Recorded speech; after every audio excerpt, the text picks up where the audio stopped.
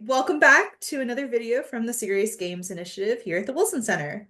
The Serious Games Initiative, as you may know, is celebrating our 20th anniversary of both producing and researching games for public good. Some of the things that we focus on here are mostly using games and leveraging games for either scientific communication or public policy outreach and education.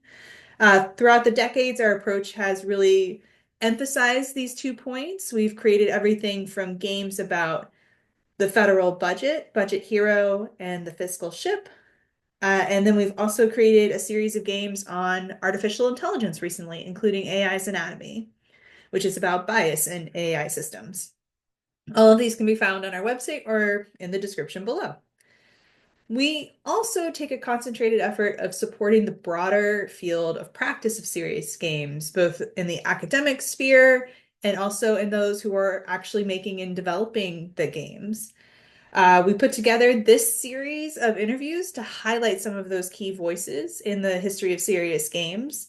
And we're really excited to talk with these leaders of the field about the past, the present, and the future of serious games.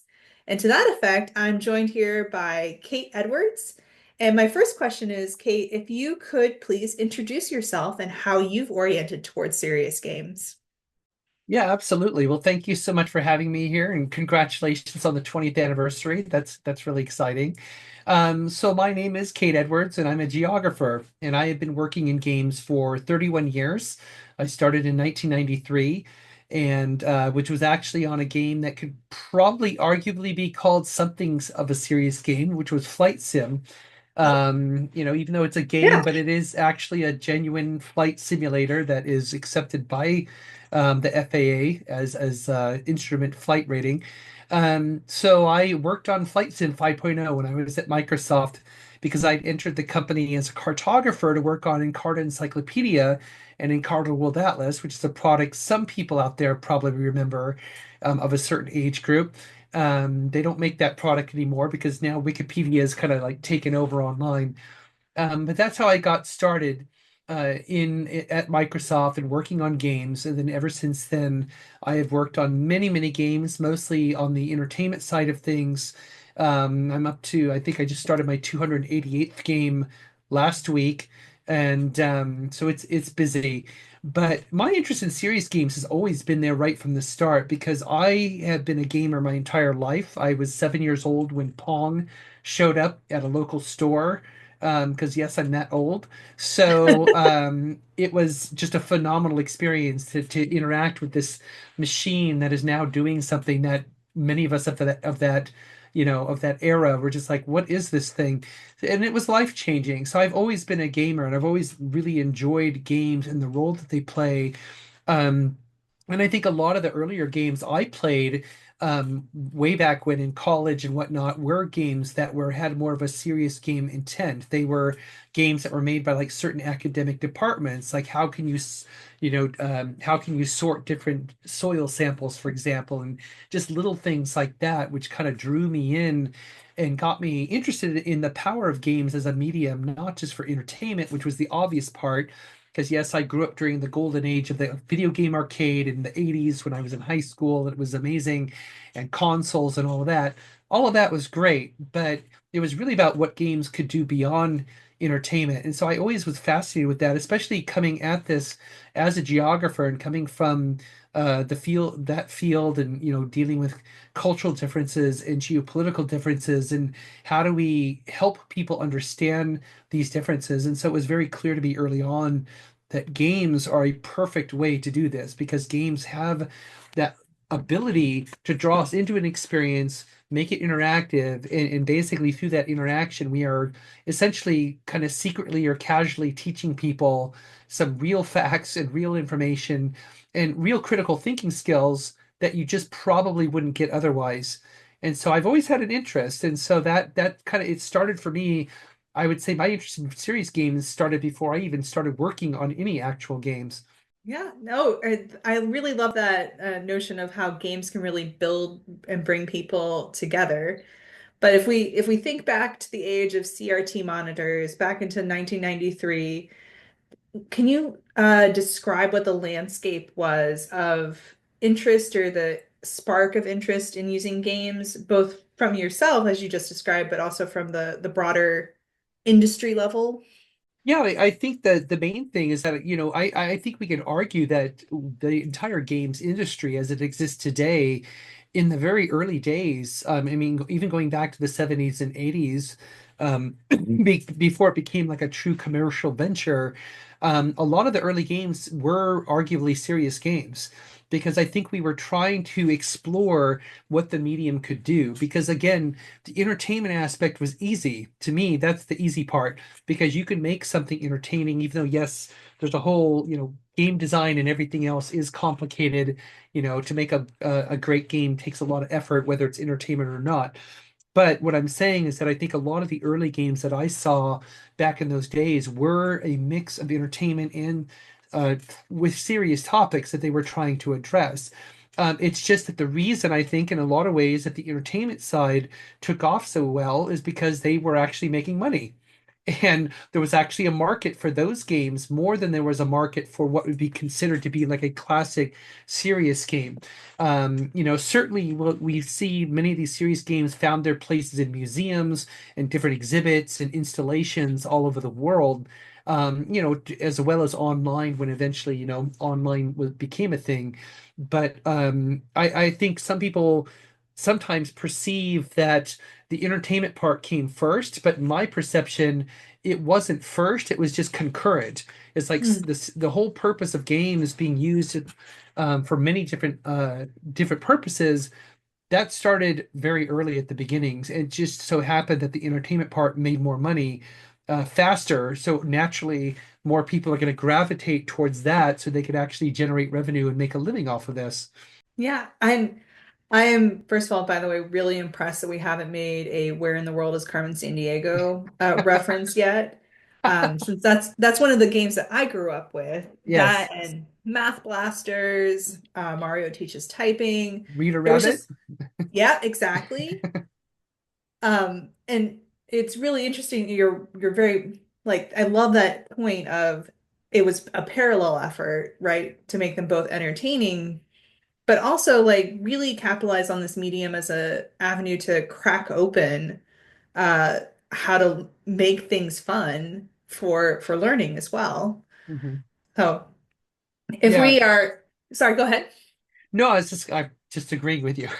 Yeah, yeah. It's so it's always been there, but if we fast forward to today and maybe it's best also if we sort of frame this journey to the present with your experience with IGDA and Global Game Jam and the 100 other amazing things that you've done over the years. But if we think of this journey to the present, how has the field sort of shifted, or especially of serious games? Well, I would say that it is certainly evolved tremendously. I mean, not just because the tools have evolved, but it's also been a matter of, how we approach game design for a quote serious topic. And I think also that the thing that is key is that a lot of the what would be considered like AAA games or whatever you want to call them, entertainment games, mainstream games, a lot of them have incorporated topics that have become more akin to a serious game. Like these are narratives that are complex. They're narratives that are actually designed to illustrate, educate, and teach about like certain things. I mean, like one example I'll give you. I've worked on all the Dragon Age games with BioWare, and I'm in the gonna work, not fangirl too hard right now, but yes. and we just finished Veilguard, so yeah, I Oh, hope I yay. hope people love it. But in the world of Dragon Age, you had this one particular group, the Dalish Elves, that were portrayed in the game, and the Dalish Elves are kind of seen as going all the way back to the very first game.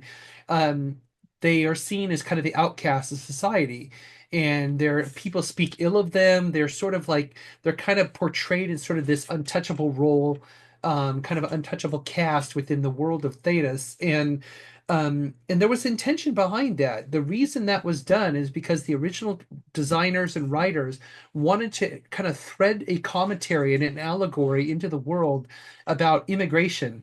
and like how do we as individuals in a society treat people who are the other when they're coming into our society. They look different from us, they talk different from us, and yet they're here. And so what is our responsibility, and how do we treat them, and how do we come to understand their perspective?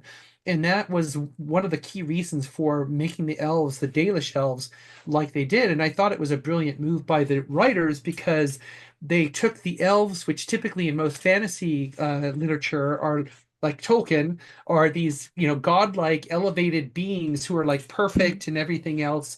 Um, and they're eternal and all that. And they took them way down to a more fundamental kind of realistic level where they are not only kind of on par with the other races within this world, but they're actually seen as kind of outcasts. So it's an interesting twist to take the elves and cast them in that role. But that was the whole point, was to basically do that to get players thinking about this. And at one point, when in an interview later, some years later, they said in an interview that that was our intention. We wanted to have that dynamic portrayed in the game.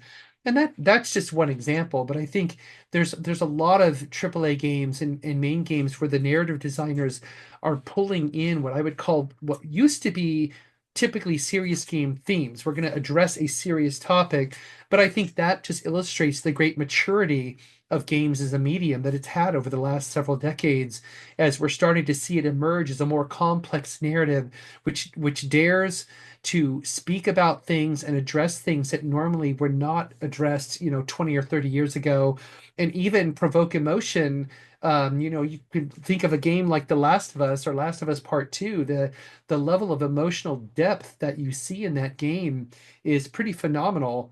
And that takes a certain level of confidence and risk to put out a game like that, to think that players are open to addressing topics that normally, there's like, well, I'm not having fun right now. Now I'm sad, or now I'm, lamenting the loss of this character or whatever.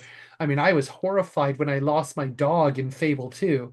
I was just Yeah. crushed that my dog died. And so at the end of the game, when you could resurrect your family, the dog, or I forget what else you could. Of course, it's the dog. I want my dog back.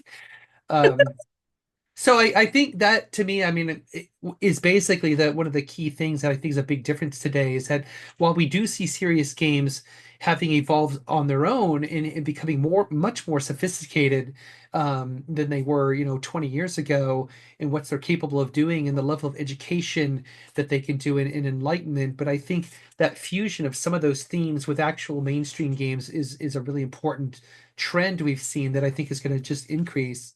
Yeah.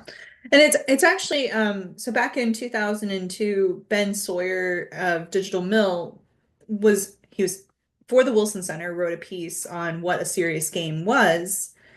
And at that time, it was really not this strong dichotomy that we see of I like to think of it as there are serious games that are made from the get-go with pedagogy in forming the process very much. So thinking of some of the classic titles that I just named and some of the titles that we make here at the Wilson Center.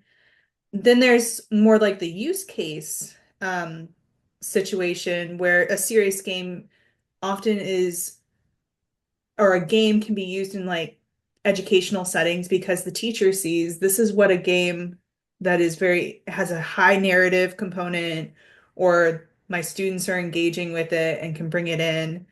But we're talking about the third category of like commercial games that are really embedding these themes of that are very much of a serious nature from the get-go into their narratives or into Mhm. their mechanics. So Yeah, then it's it's yeah. well, I was going to say it's interesting because you look at like a lot of real-time strategy games like StarCraft or Warcraft or Age of Empires, which I've worked on the Age series since its inception, and I'm still doing some work on it. But all of those games, I mean, I know there's been academic studies that show that when especially when kids play those games, they develop a far better understanding of resource management, because that's Yeah. exactly what you're doing. You need wood, you need gold, you need ore, you need all these materials that you have to get and bring together in order so that you can, create technologies or create houses or whatever you need to do. In that level of resource management is a systems design that is something that we deal with in our real world every single day. I mean, anyone who runs a household knows that it's all about resource management. Or runs a business for that matter. And I think that is one of those things where that's just the game mechanic. That's how the game is designed. It's not, I don't think they really set out and say, you know what, we're going to make a game that teaches systems thinking and resource management. Now let's figure out what theme it should be. Oh, history. Let's make it a historical game. It was the opposite. We're going to make a historical game that, allows you to build up an army and go fight this conflict, which actually emulates a real piece of history from the real world. But the resource management and systems aspect was just a means to an end. But I think that, we see those kind of game mechanisms being used, which I think clearly have a very strong impact on people, whether or not, whether they know it or not. Yeah, no. As someone married to a strategy gamer, I completely I'm more of the RPG sort of Same. Yeah, me genre, too. yeah. But with that also has, as you pointed out, narrative and learning associated with it, especially socio-emotional Hmm. learning. So we'll embrace our strengths there. Yes.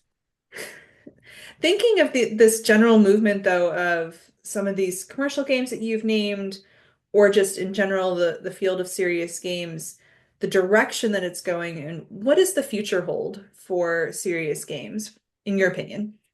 I think, because we are continually to see the evolution of games on the whole, both the technology that drives us, in different mediums, like getting into XR and what that means for experiential learning and opening up the world of experiences. I think, XR continues to kind of struggle to get that kind of mainstream grab, which is mainly related to the devices. I mean, there's a lot of fantastic devices out there, but it still remains fairly niche.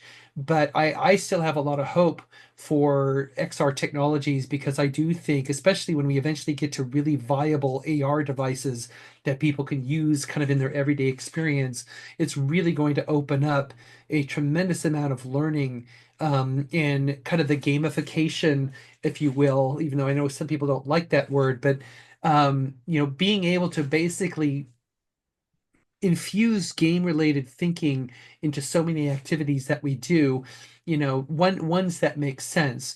And I think I see a lot of hope for that. And I think I can see serious games really taking advantage of that, in all kinds of ways.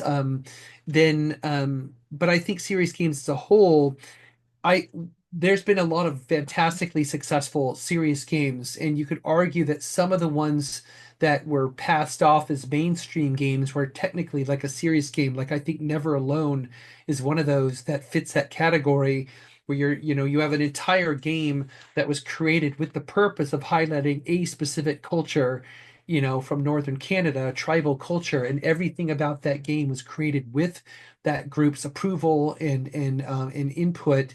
And so even though it's a very entertaining game, it's a great game. I've recommended it to so many people. At the same time, you could argue, but it's also it's all about teaching you the culture.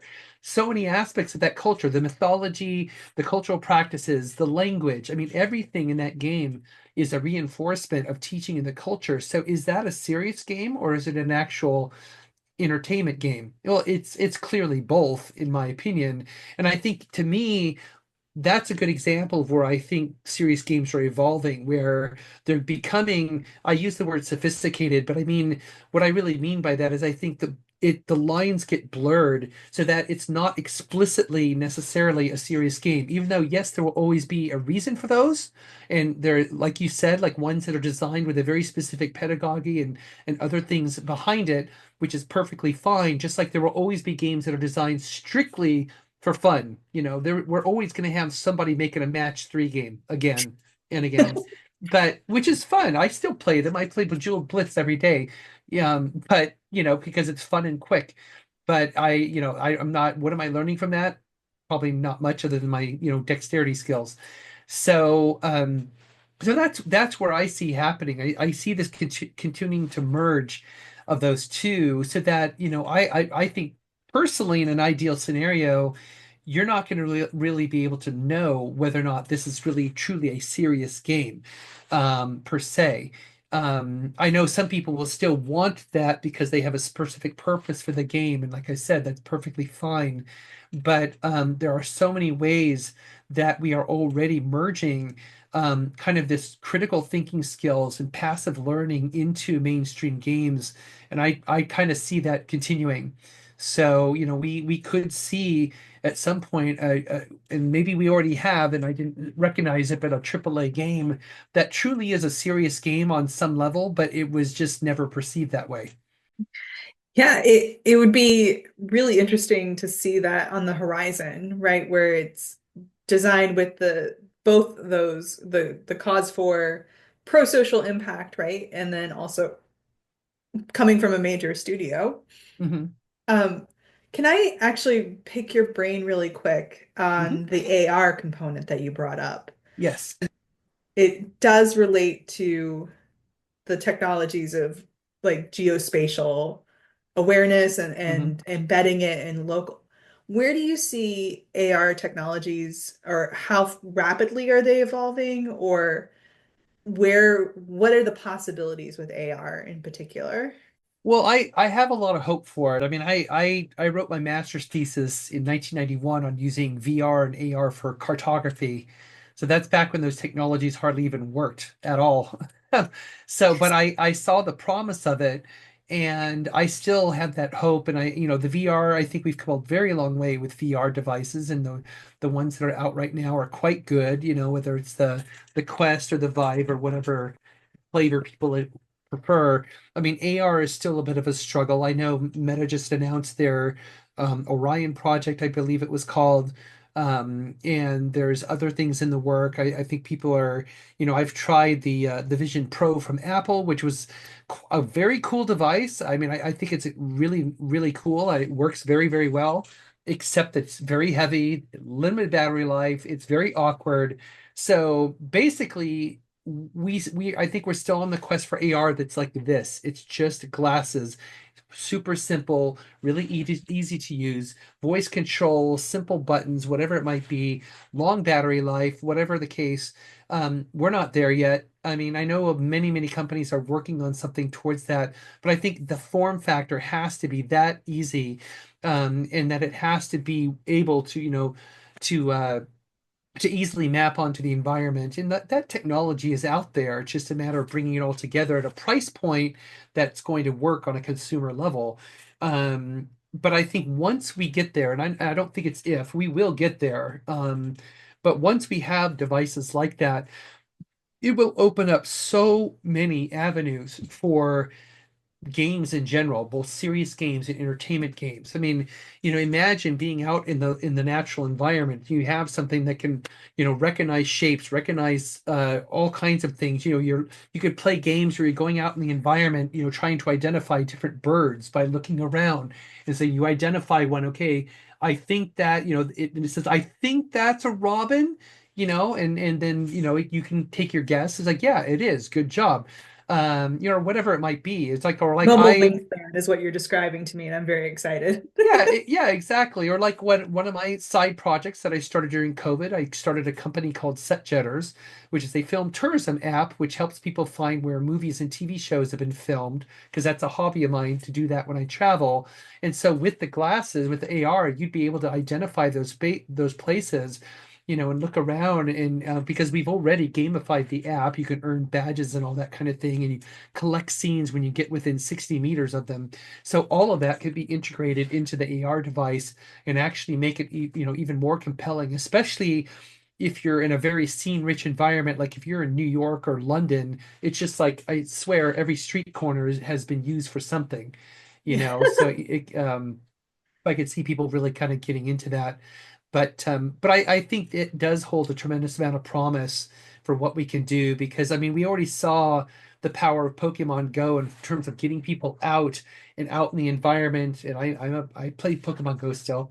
Um, but you get out in the environment, and even though, yeah, you're not, maybe it's not a serious game, but still you're out in the environment where you now are in the position to be exposed to so many things where it could be leveraged by another type of game in a really cool way. So I'm really excited for that technology. I can't wait for it to finally show up one of these days, and hopefully I'll be able to afford it. That's I guess the key, especially with early adoption, right? Is Yeah. like where's the access point coming? Yes. So I would pick your brains forever on all of your projects that you've worked on, all 288 games. Was that the right number? Yeah. But unfortunately, we have to close. But thank you so very much for joining us today, for letting us pick your brain about serious games and games beyond serious games. And we'll provide a link to some of the things that you've mentioned down in the description below. And just again, thank you so much. It was a pleasure. Yeah. Likewise. Thank you.